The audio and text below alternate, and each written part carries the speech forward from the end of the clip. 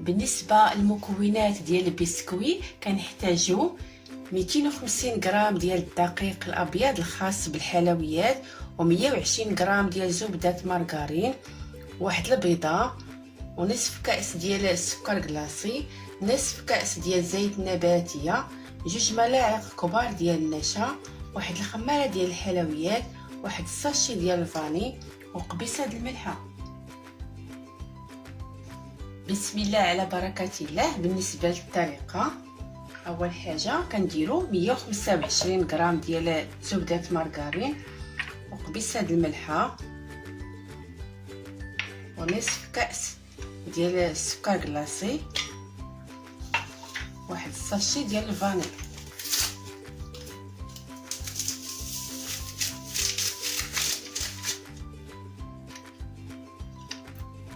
غادي نخلطوا هاد المكونات مزيان.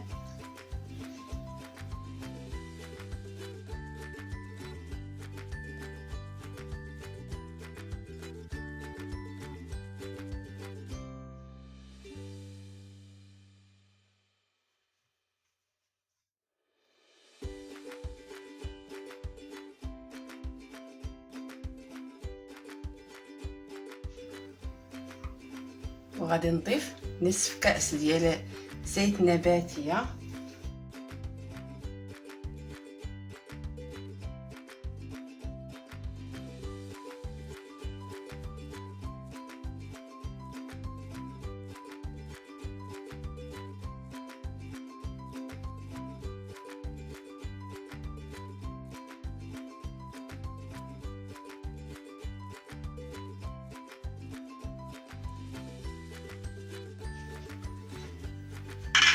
ودابا غادي نضيفو واحد البيضه،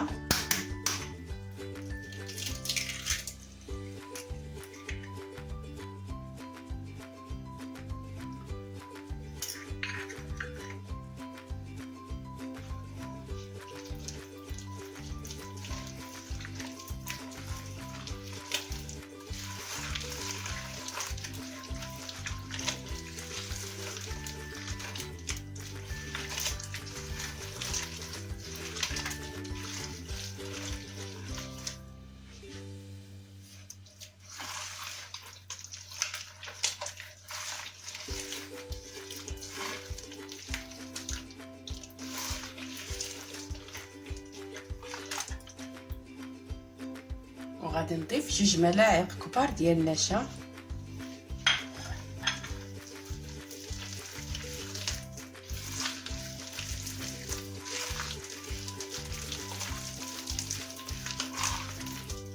ودابا غادي نضيف واحد الخماره ديال الحلويات،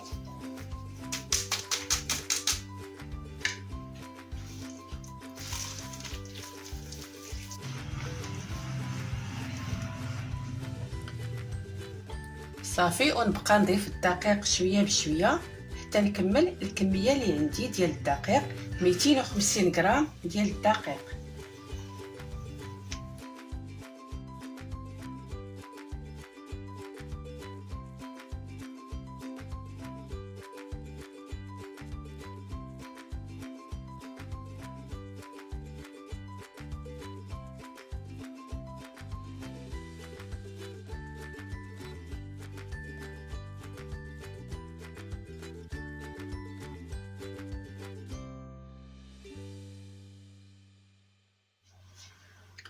صافي كنبقاو نضيفو الدقيق شويه بشويه حتى كنحصلوا على هذا القوام. العجينه كتكون قاصحه شويه، ما تكونش رطبه بزاف. دابا غادي نقسمها على 2،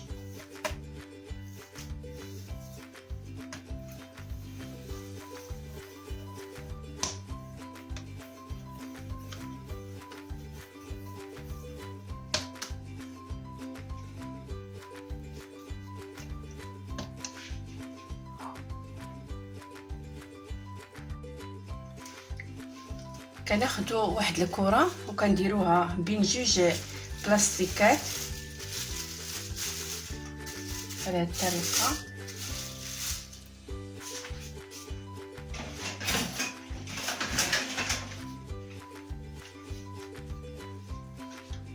وغادي نسرحوها مزيان.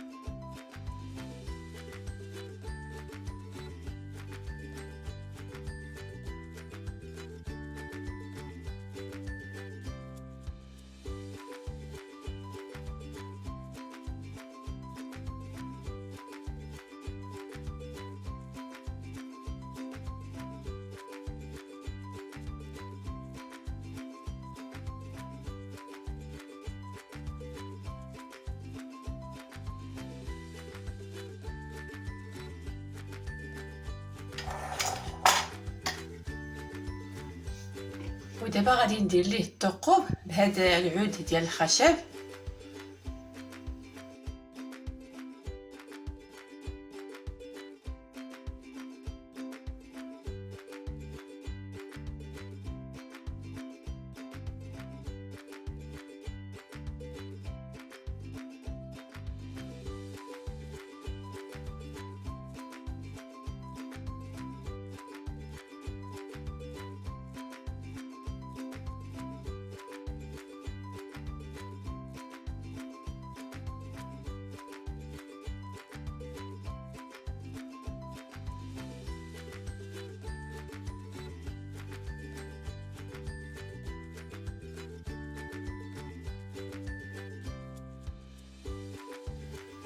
صافي من بعد ما درنا الثقوب البسكوي دابا غادي نديروه في اللاطه. فرشت ليها ورق الطاي، ممكن تدهنوها غير بالقليل ديال زيت نباتيه.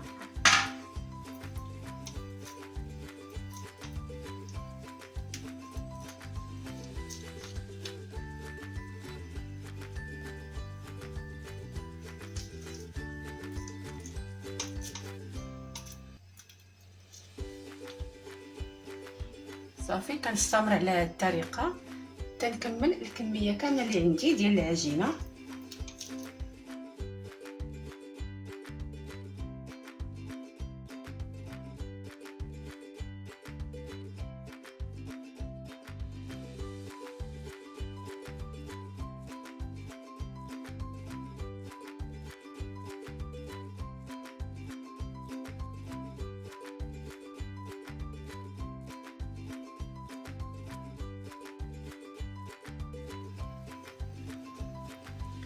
صافي دابا غادي ندخل البسكوي الفرن على نار مهيله حتى يطيب ويذهب اللون ديالو، ونتلاقاو ان شاء الله.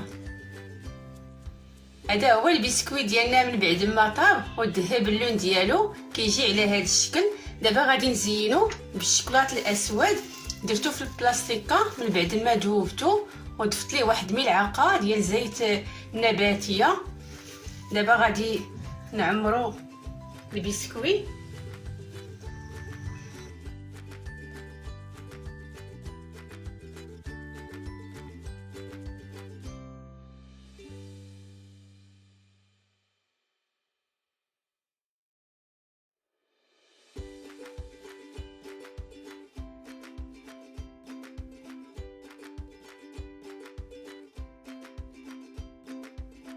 وكنديروا وحده فوق وحده، كنلصقوهم بهذه الطريقه، كنضغطوا شويه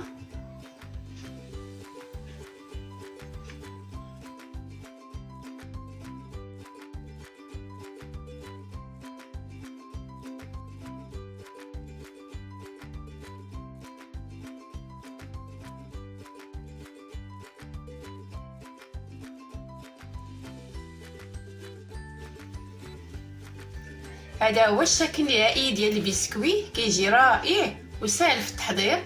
كنتمنى لوصفاتنا لاعجابكم وتجربوها، والى وصفه جديده ان شاء الله.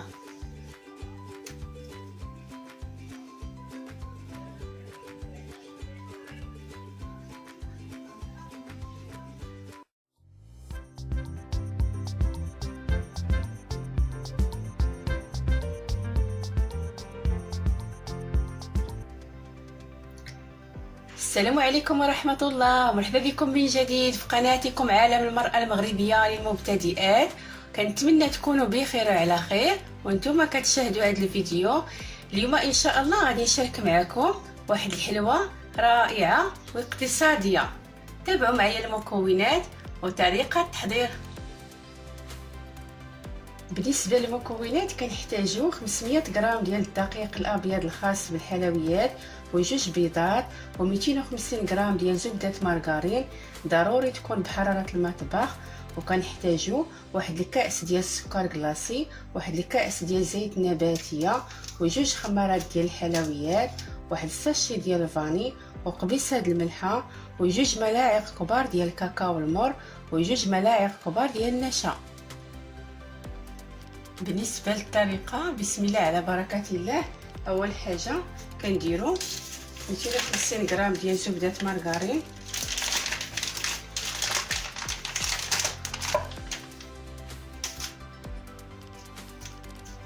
واحد الساشي ديال الفاني،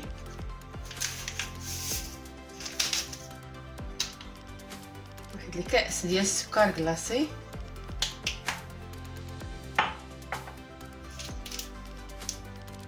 وقبيصه الملحه.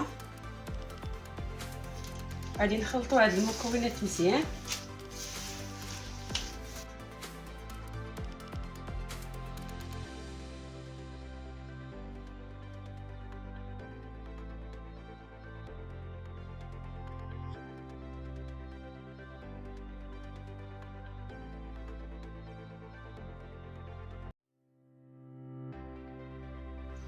وغادي نضيف واحد الكاس ديال زيت نباتيه،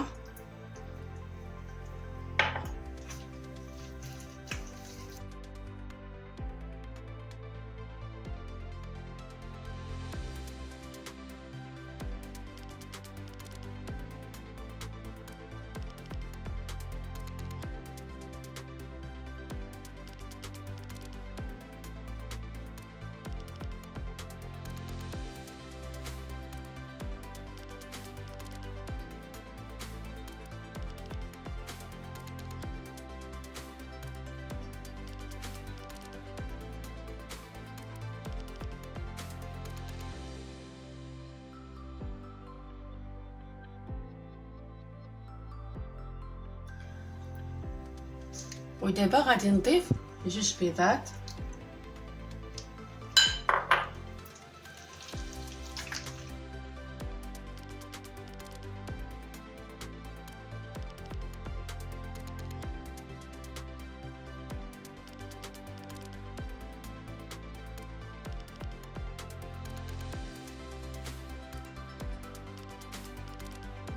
وغادي نضيف النشا جوج ملاعق،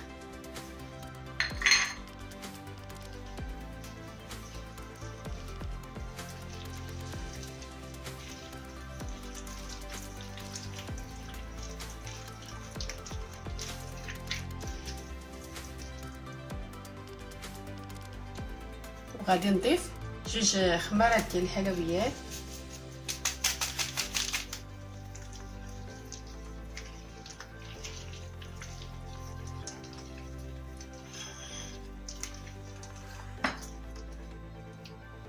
ودابا غادي نبقى نضيف الدقيق شويه بشويه.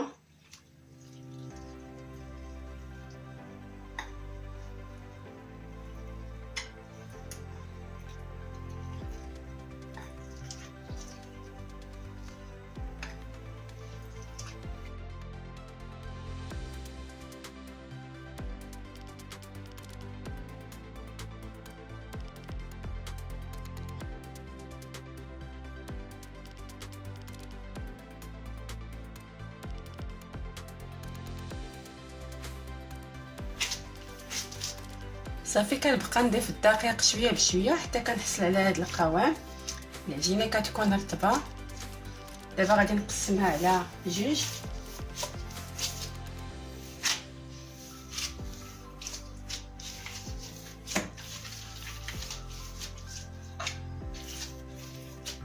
واحد النصف غادي نضيف ليه الكاكاو المر، 3 المعالق كبار ديال الكاكاو المر.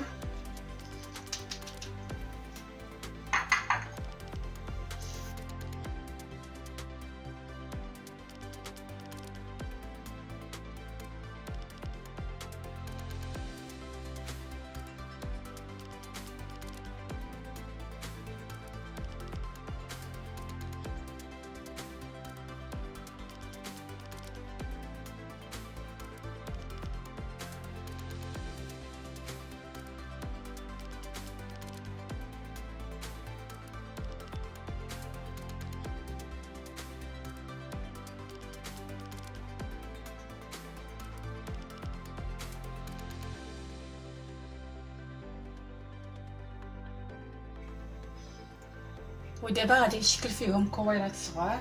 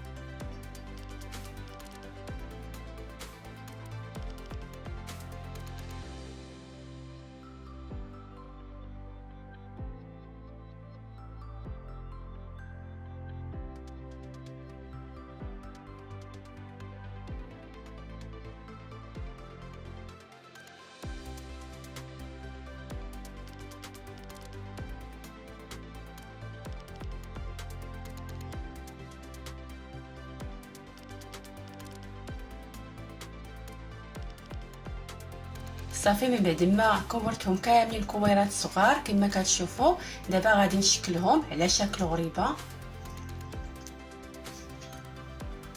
كناخذوا 3 ديال الكرات من العجينه اللي ضفت ليها الكاكاو المر، و3 ديال الكرات من العجينه البيضاء،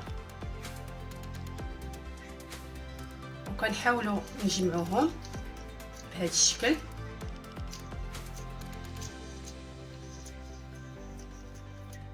وغادي نضغط عليهم شويه وغادي نشكلهم على شكل غريبه.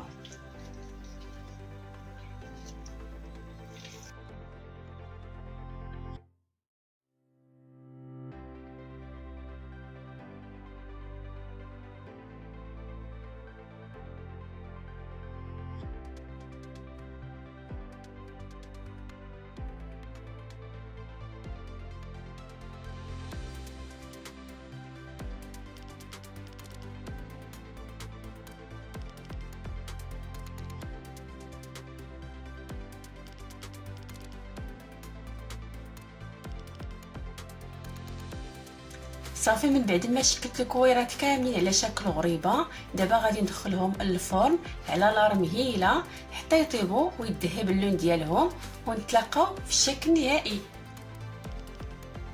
هذا هو الشكل النهائي ديال الحلوى الاقتصاديه اللي شاركتها معكم اليوم. كتجي رائعه وهشيشه بزاف. كنتمنى الوصفات نال اعجابكم وتجربوها، وما تنساونيش ملي لايك وتشجيعات ديالكم. وشكرا لكم بزاف، والله يحفظكم كاملين، والى فيديو جديد ان شاء الله.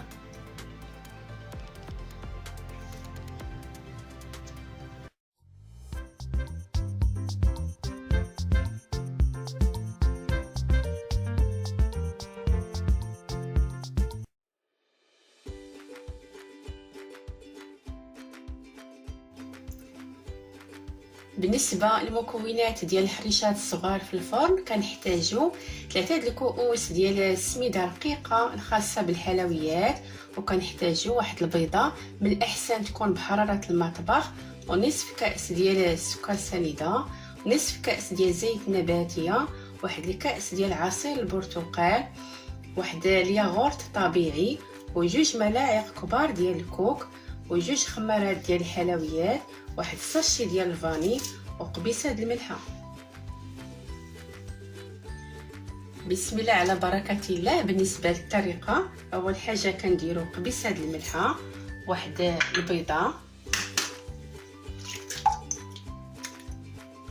ونصف كاس ديال السكر سنيده، واحد الساشي ديال الفاني،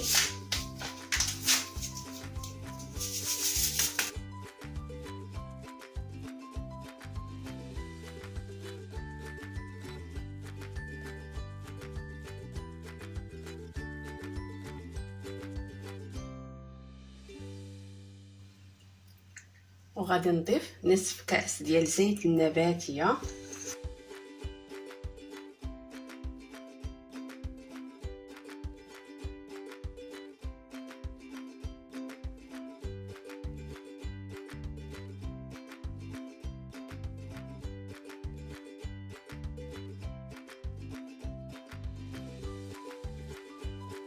واحد الكاس ديال عصير البرتقال،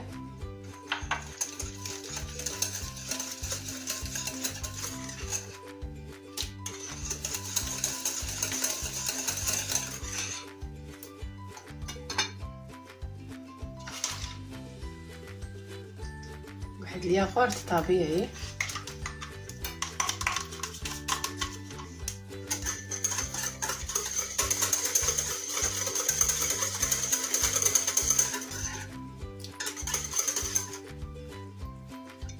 جوج ملاعق كبار ديال الكوك،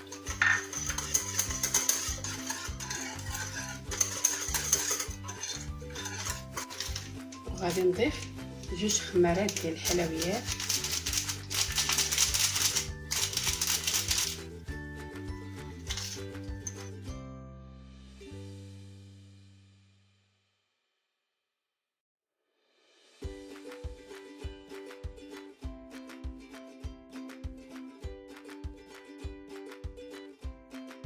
ودابا غنبقى نضيف السميده الخاصه بالحلويات شويه بشويه.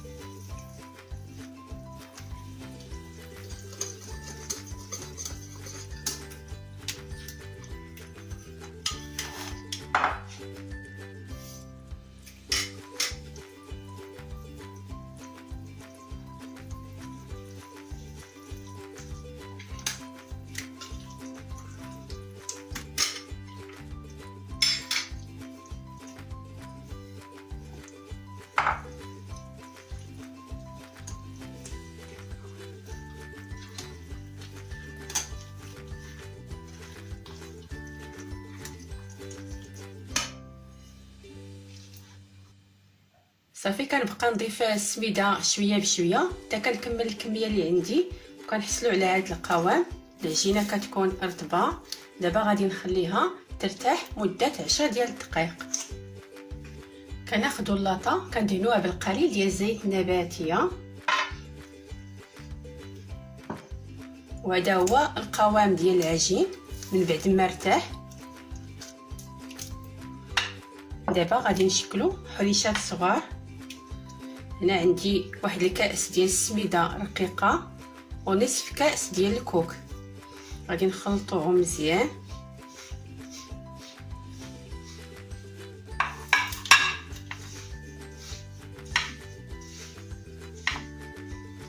دابا غادي نشكل حريشات صغار. كناخذوا واحد الكره ديال العجينه غنشكلوا فيها على شكل غريبه، وغادي نفندها في هذا الخليط ديال السميده مع الكوك.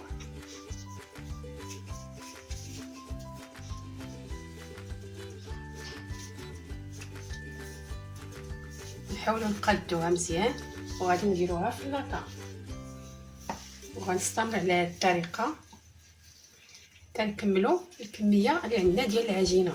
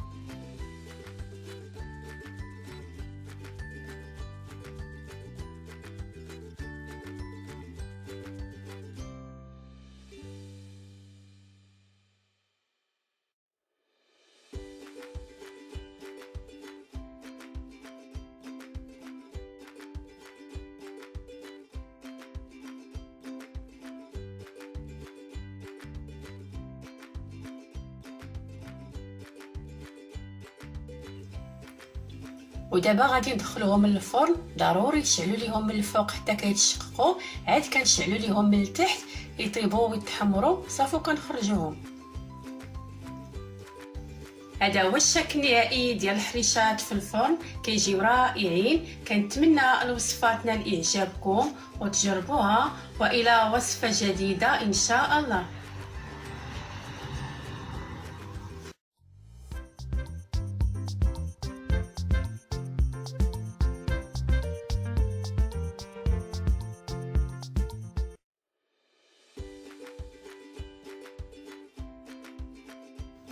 بالنسبه للمكونات ديال البسبوسه بالكاكاو كنحتاجو واحد الكاس ديال الحليب، نصف كاس ديال الزيت النباتيه، ونصف كاس ديال السكر السنيده، واحد الكاس ديال السميده الرقيقه الخاصه بالحلويات، وجوج بيضات من الاحسن يكونوا بحراره المطبخ، وجوج ملاعق كبار ديال الكاكاو المر، وقبيصه الملحه، واحد الساشي ديال الفاني، وجوج خمارات ديال الحلويات. طريقه سهله، كنديروا هاد المكونات كاملين في الخلاط الكهربائي.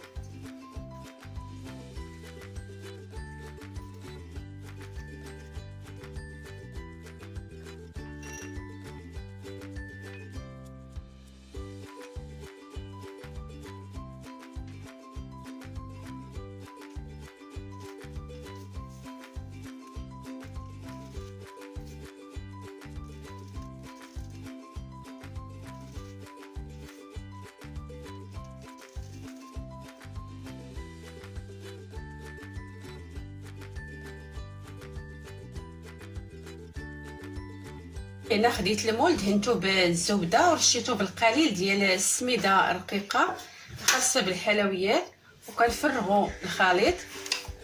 الخليط كيكون خفيف.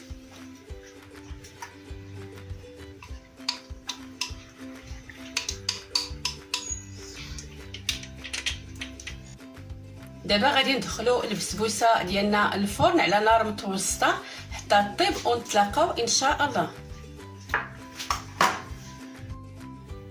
ودابا غادي نوجد لاصوص اللي غادي نسقي به البسبوسه ديال الكاكاو. كنحتاجو واحد الكاس ديال الحليب، و3 المعالق كبار ديال السكر السنيده، وملعقه كبيره ديال القهوه سريعه الذوبان، وكنحتاجو ملعقه كبيره ديال الكاكاو المر، واحد الفلو ديال الشوكولاط.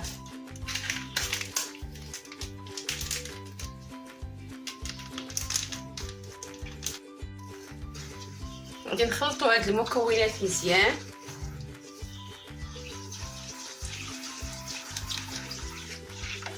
وغادي نديرهم فوق النار حتى كيعقد لينا الخليط. صافي كنطفيو عليه.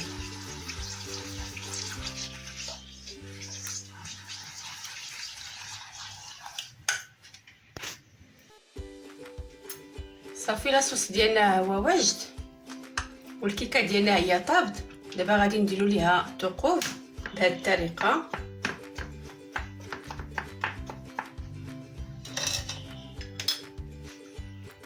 وغادي نقطعوها.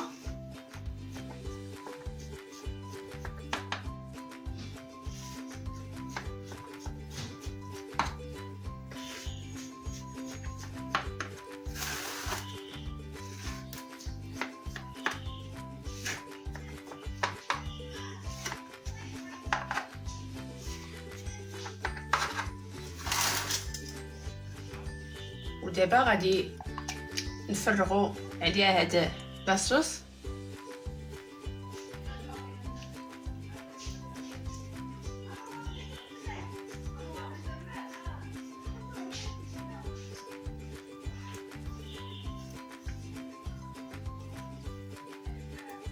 وبالنسبه للتزيين كيبقى دائما اختياري. انا غادي نزينها بكاوكاو كونكاسي.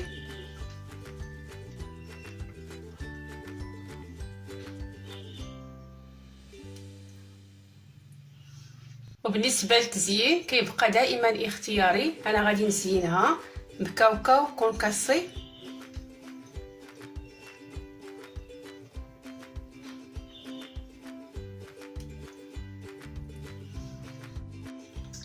هذا هو الشكل النهائي ديال البسبوسه من بعد ما بردات. غادي نقطع لكم تشوفوا كيفاش كتجي.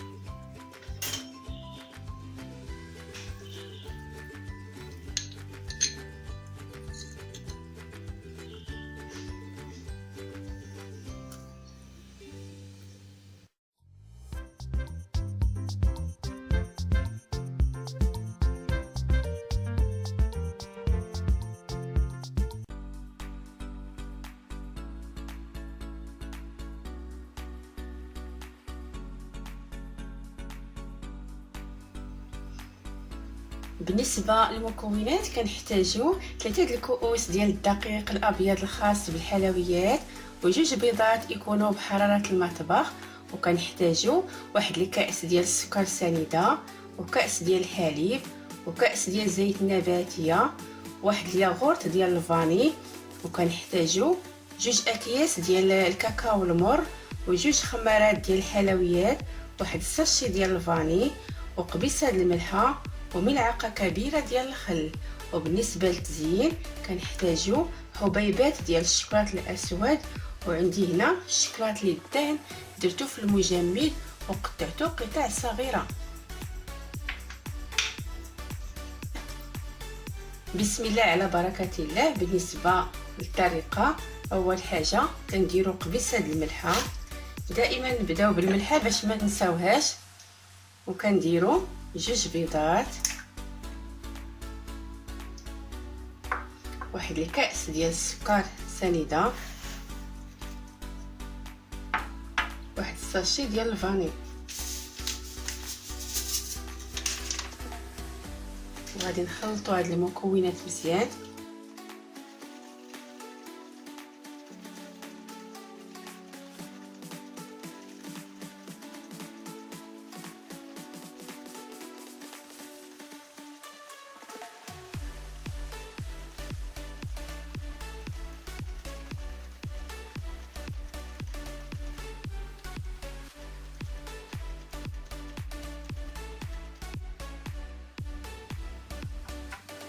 وغادي نضيف واحد الكأس ديال زيت نباتيه.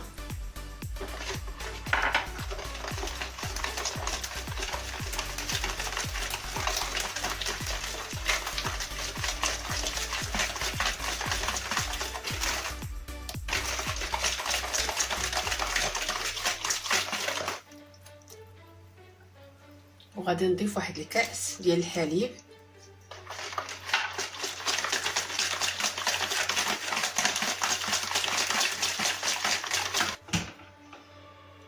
وغادي نضيف واحد الياغورت ديال الفاني.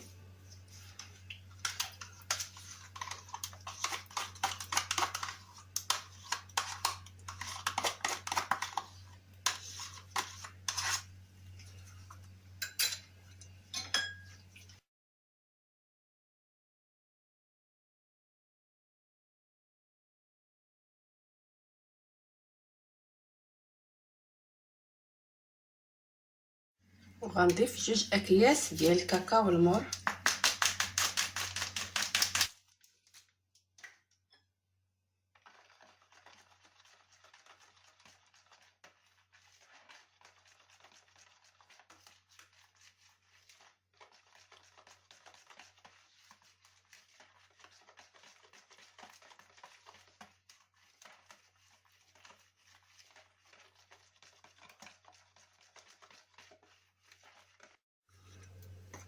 ودابا غادي نضيف الدقيق شويه بشويه.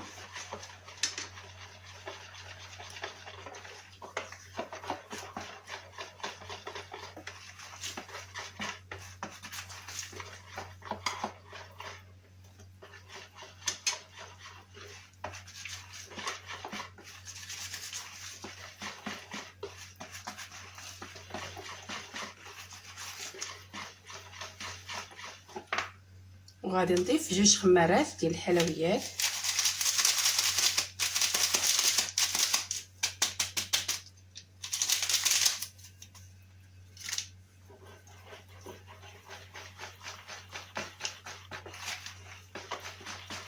وغادي نستمر نضيف الدقيق حتى نكمل الكميه اللي عندي. 3 د الكؤوس ديال الدقيق الابيض الخاص بالحلويات.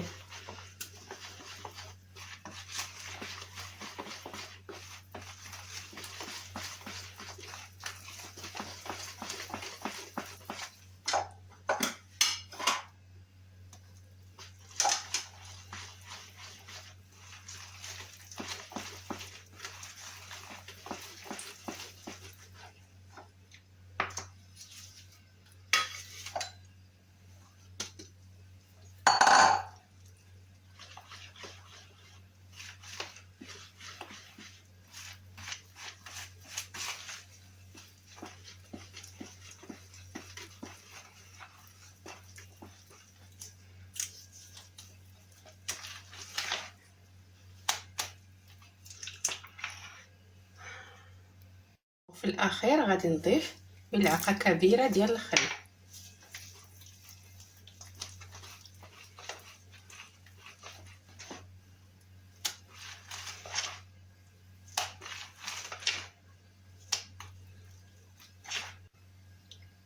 الخليط كيجي ثقيل كما كتشوفوا.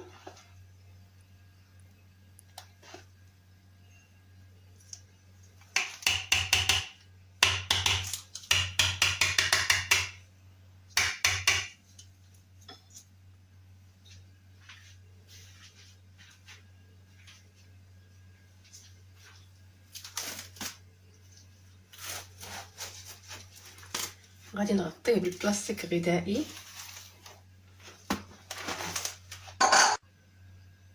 دابا غادي نحتفظ بهذا الخليط في الثلاجه حتى يبرد مده نصف ساعه. الا كنتو زربانين غادي ديروه في المجمد مده 10 ديال الدقائق.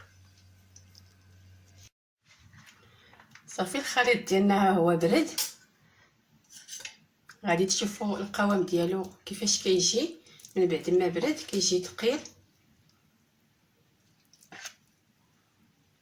دابا غادي نعمر هاد الاكياس الورقيه.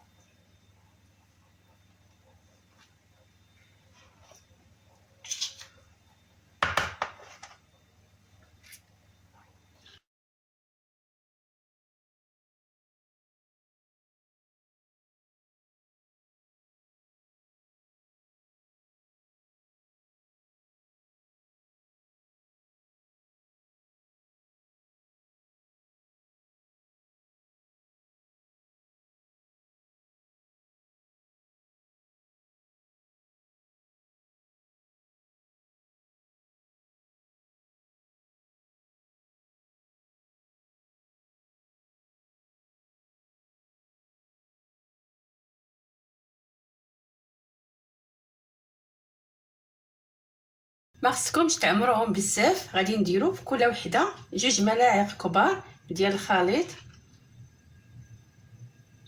كنديرو الملعقه الاولى ونديرو واحد القطعه ديال الشوكولاط للدهن، ونديرو ملعقه ثانيه.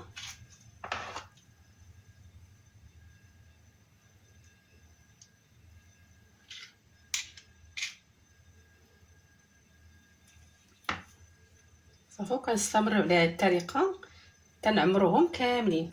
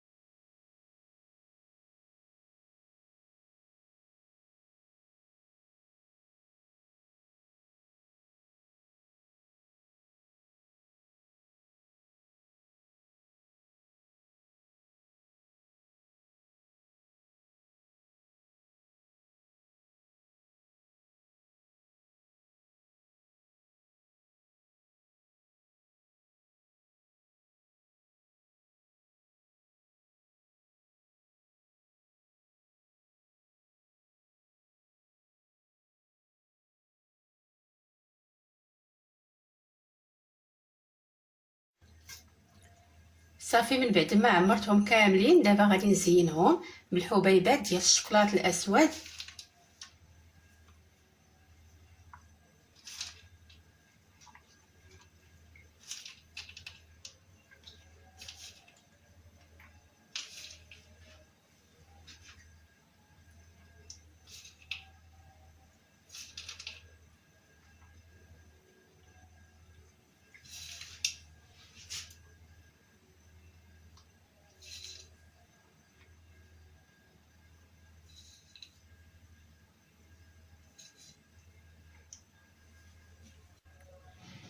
دابا غادي ندخلوهم الفران يطيبوا.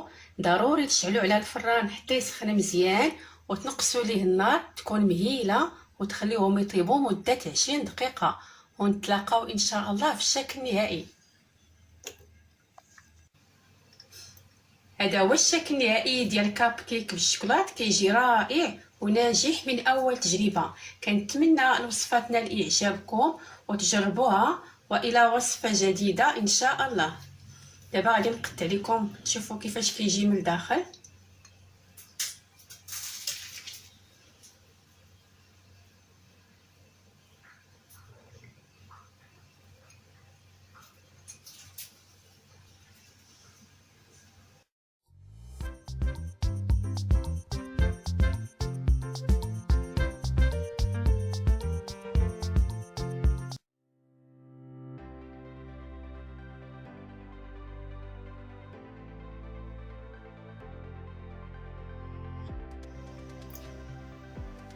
ودابا غادي نشارك معكم البطبوط اللي كيجي رائع وناجح من اول تجربه. بالنسبه للمبتدئات اللي ما كينجحش معاهم البطبوط يتابعوا الفيديو من الاول الى الاخر. بالنسبه للمكونات كنحتاجوا 500 غرام ديال الدقيق الابيض و250 غرام ديال الدقيق الفينو، وكنحتاجوا واحد ملعقه كبيره ديال الخميره الفوريه، واحد ملعقه كبيره ديال السكر سنيده، والملح كتبقى دائما على حسب الذوق، والماء لجمع العجين. بالنسبه للطريقه بسم الله على بركه الله. اول حاجه كنخلطوا هذا الدقيق الابيض مع الدقيق الفينو حتى كيتخلطوا مزيان.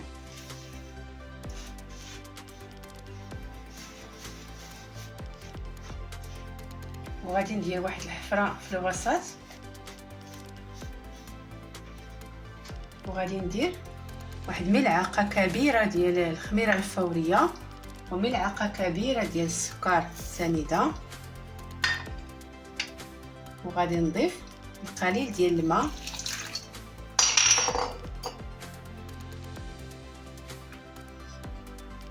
وغادي نضيف الملحه على حسب الذوق.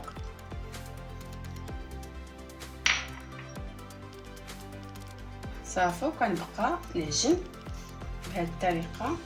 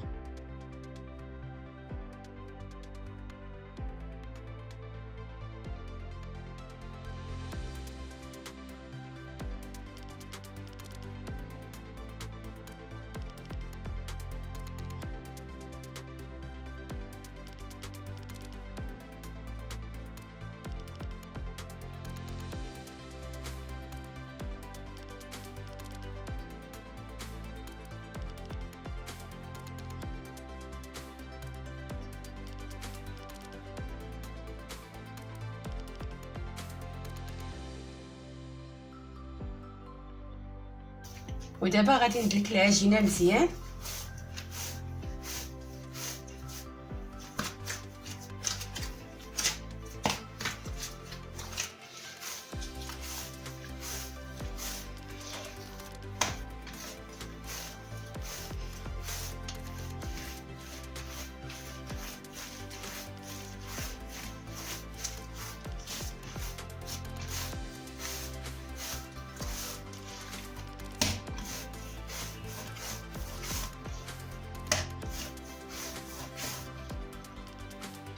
صافي من بعد ما عجناها مزيان كنحصلوا على هذا القوام.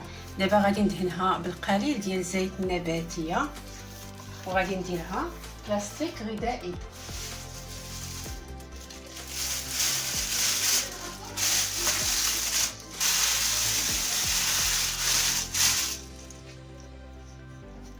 غادي نخليها حتى كتختمر ويضاعف الحجم ديالها ونتلاقاو ان شاء الله. صافي من بعد ما اختمرت لينا العجينه وضاعف الحجم ديالها كما كتشوفوا. دابا غادي نحيدها من البلاستيكه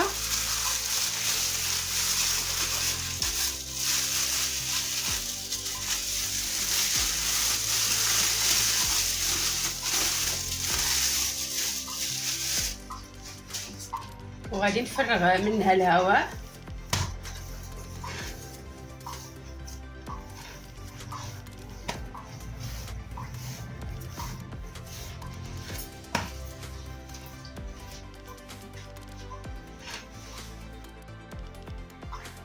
ودابا غادي نشكل من العجينه كويرات متوسطين، ممكن ديروهم كبار وممكن ديروهم صغار على حسب الاختيار ديالكم.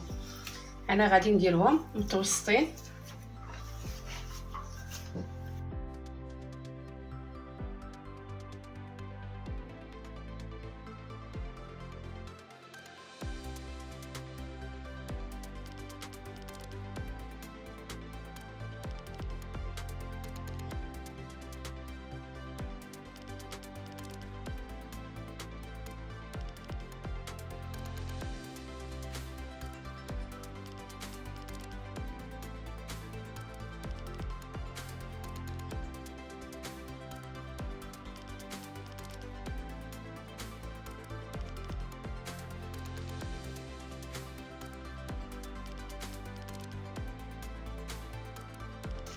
صافي كتكوروهم بهذه الطريقه.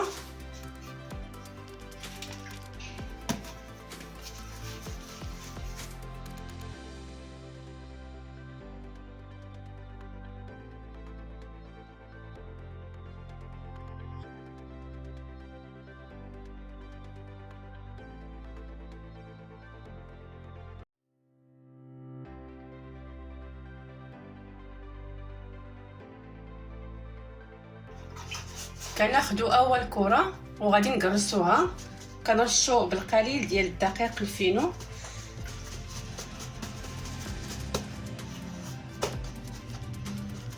وغنستمر على هذه الطريقه تنقرصهم كاملين.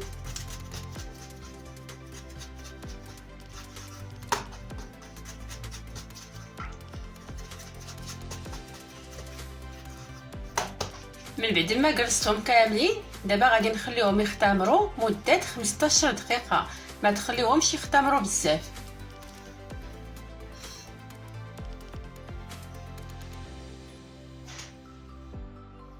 صافي الخبز ديالنا هو اختمر من بعد ما دازت 15 دقيقه. دابا غادي نطيبوه.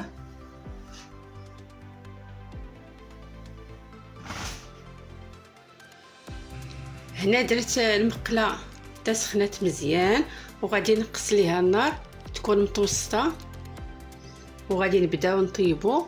اول وحده قرصناها.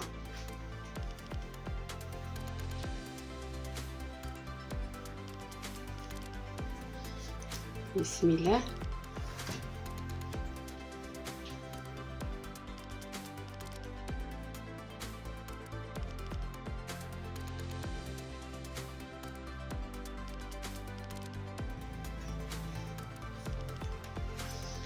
غير يبانوا لكم هاد الفقاعات الصغار صافي وغادي تقلبوها.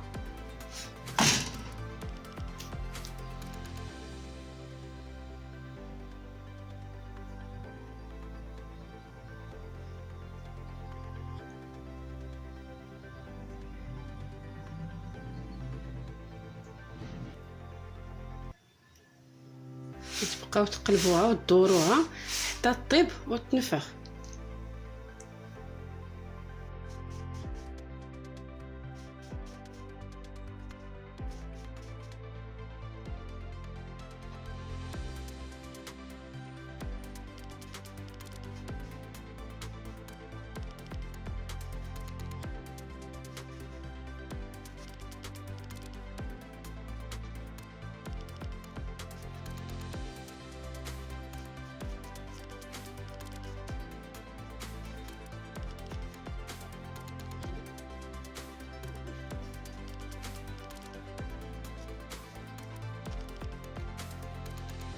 ومره مره نمسحوا المقله حيت كيكون فيها الدقيق وكيتحرق.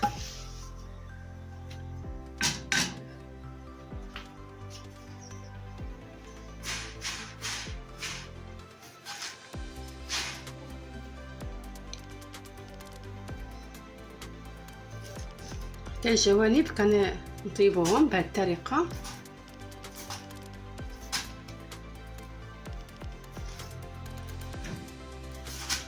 صافي وكنستمروا على هذه الطريقه حتى نطيبوهم كاملين.